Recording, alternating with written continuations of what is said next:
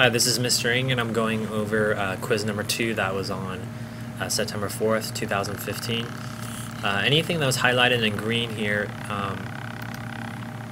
shows that it's questions from the previous quiz or test. So question number 1, Kaya drew the segment AB on the coordinate plane. There they are.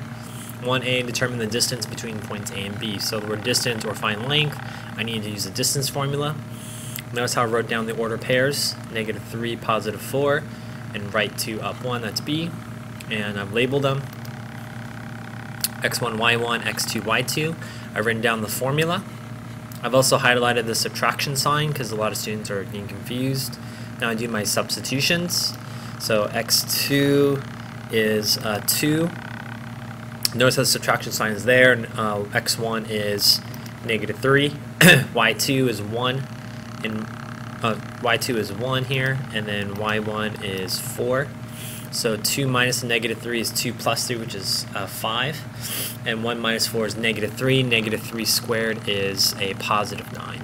25 plus 9 is radical 34 is your answer.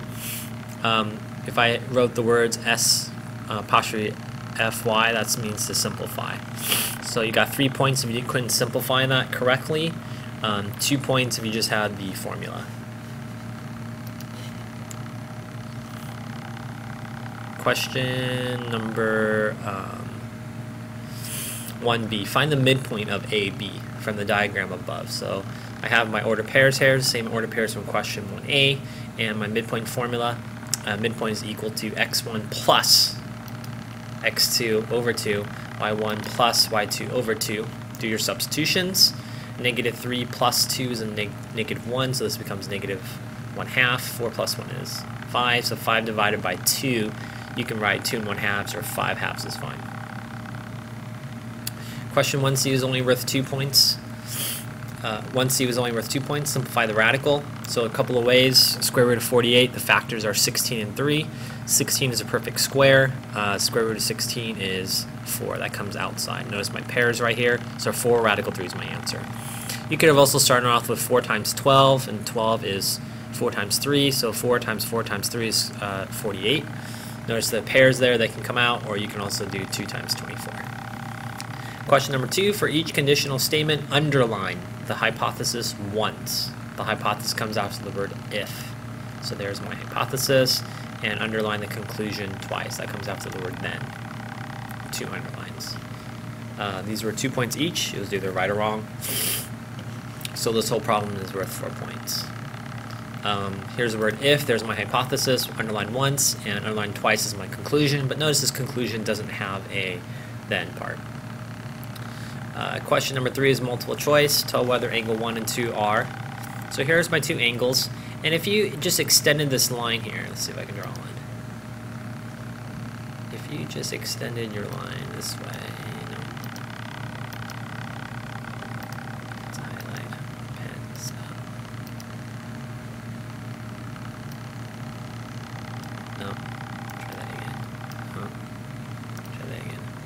If you extended line AC here, you would notice that 1 and 2 are not a linear pair.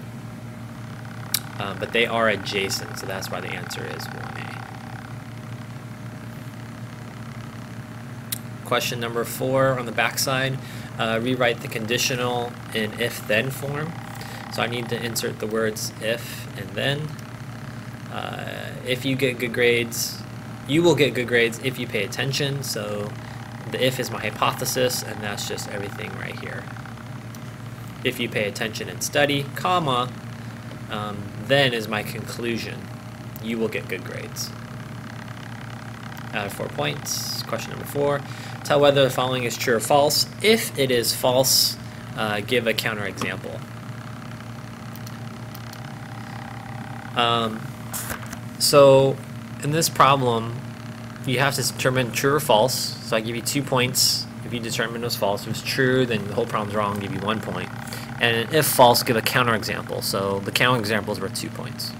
If a number is odd, then it is a multiple of 7. It is saying that another word of saying is all odd numbers must be a multiple of 7. And that is false. My example is 5. 5 is an odd number, but it is not a multiple of 7, right? Question number 4. I know I wrote 2 points each, but I decided to make the whole problem out of 4. If you take this information here, the angle AOC and COB, and write it here onto your picture, then you'll notice something. Well, from the picture, you get supplementary linear pair. My equation is blank plus blank equals 180. So I just put that in there. Combine like terms. 10n and 3n gives me 13n. Negative 38 and negative 3 gives us negative 41. Add 41 to both sides. 13n equals 221, and n equals 17. I take n equals 17 and substitute it into each of my angles. Here they are, and you'll get 132 degrees, and this should be 48 degrees. So that, notice how those will be supplementary. Remember, 1 point for trying it, 4 points it was correct. Last question, number 7. Solve the missing variables. So in this picture, if you notice that the x's are opposite of each other, those are called vertical angles. Vertical angles, your equation is blank equals blank. Well, what do you put in the blanks? It's the angles you have there, so 2x minus 17 and x plus 12. I'm just going to get terms together, subtract 1x, then I'm going to add 17, x equals 29. The common mistake was to think, well, if x is equal to 29, then you can just do supplementary, and you might have thought this was 151 degrees, but the variable x is equal to 29. To get the angle measure, you would have to substitute it back in. 29 plus 12 gives us 41. So then there you do 41 plus y equals 180, supplementary, you'll get y equals 139. I hope this was helpful for you.